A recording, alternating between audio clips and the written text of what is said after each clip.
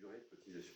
Il y a un moment donné, il y a des gens qui partent après l'âge d'ouverture des droits parce qu'ils ne partent pas à 62 aujourd'hui, ils partent globalement plus loin, parce que votre vie a fait que vous n'avez pas de l'ensemble de votre trimestre. Et de l'autre côté, parfois il y a des gens qui partent avec plus de taux de cotisation, mais avec le bon âge.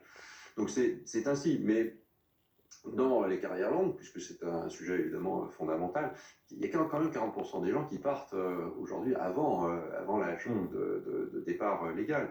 Donc, parce qu'ils ont notamment beaucoup travaillé et parce qu'ils ont commencé très tôt. Donc dans le système qui est proposé par le gouvernement aujourd'hui, il y a plusieurs paliers, ce qui est pas mal. Au fond, il y a une progressivité. On va pouvoir partir très très tôt si on a commencé à travailler avant 16 ans.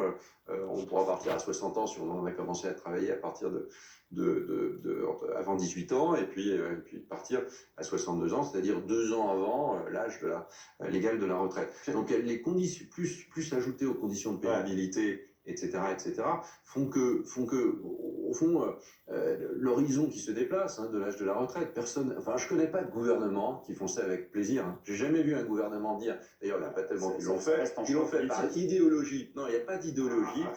Vous dites que c'est une idéologie, il y a du pragmatisme, qu'elle est nécessaire. Si vous voulez dire qu'elle est nécessaire, c'est déjà un choix politique. Il faut que vous regardiez, mais parce qu'il faut regarder les choses en face. Vous regardez si regardez la parce que les Français ne regardent pas les choses en face. Alors, regardez la réalité des choses en face. Il y a une vision panoramique dans laquelle on regarde l'ensemble d'un système. Et puis après, on l'applique aux gens. Et vous qui êtes dans les coulisses du pouvoir, on modifie les caractéristiques de ce système. Vous qui êtes dans les coulisses du pouvoir, voire au pouvoir depuis plusieurs années, vous auriez une vérité objective que les Français ne verraient pas ou n'auraient pas. Vous dites que vous ne faites pas de la politique pour faire plaisir aux gens, j'entends beaucoup ça. Je ne crois pas que ce soit le conception de la politique. Attendez, juste un instant, ne déformez pas les... Je dis pas vous personnellement, j'entends beaucoup cette phrase. L'intérêt général, il est fondamental. Il y a un moment donné, vous ne pouvez pas faire que des réformes qui, par principe, sont populaires. Il y a des moments, il faut juste être capable, avoir le courage de faire ce qui doit être fait. Et pour protéger ce modèle de solidarité intergénérationnelle qui doit être conservé comme le lait sur le feu, regardez comme le lait sur le feu, il faut faire très attention, sinon c'est très très injuste vis-à-vis de toutes les générations. Si vous ne voulez pas regarder le problème aujourd'hui du financement des retraites, c'est pas un problème comptable. C'est pas un problème comptable. C'est garantir un système. Garantir un système sur 20 ans. Je crois, et on peut dire de manière objective, que c'est une réforme qui est faite pour les gens qui vont bien. Pourquoi je dis ça? D'abord parce que vous le dites vous-même, vous dites que c'est une réforme qui va se faire parce qu'elle est nécessaire. Dire qu'elle est nécessaire, c'est déjà en soi prendre un parti pris politique qui est quand même assumé. Tout le monde ne dit pas que c'est une réforme qui est absolument nécessaire. Tout le monde, en revanche, dit que le système des retraites a vocation à être réformé parce qu'il est aujourd'hui profondément inégalitaire.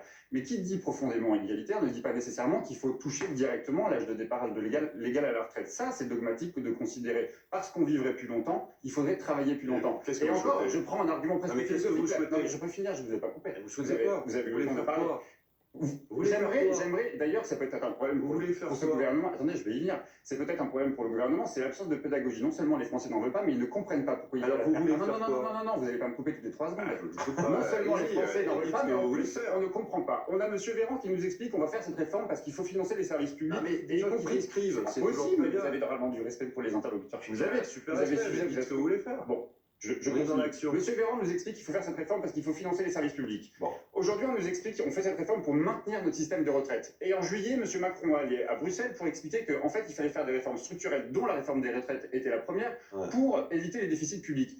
La réforme des retraites, les retraites, elles sont déficitaires, non pas parce qu'il y aurait trop d'argent, parce que les retraites coûteraient trop cher, il y a un problème de déficit, parce qu'il y a un problème de recettes. Mais vous qui avez de l'imagination, parce que vous faites de la politique depuis suffisamment longtemps, on sait comment on trouve des financements pour pouvoir financer un système de retraite qui nous permettrait de maintenir un âge légal. Parce que les personnes en difficulté, et c'est là où il y a un problème, c'est que la pénibilité hier, elle n'a pas été beaucoup évoquée. D'ailleurs, j'entendais ce matin là-dessus, Olivier Véran nous expliquait une chose, c'est qu'il va y avoir des concertations sur la pénibilité. Parce qu'on sait être autoritaire sur les 64-65 ans, mais on ne sait pas la question de la pénibilité. L'actualité à la Gare du Nord nous a contraint à faire un débat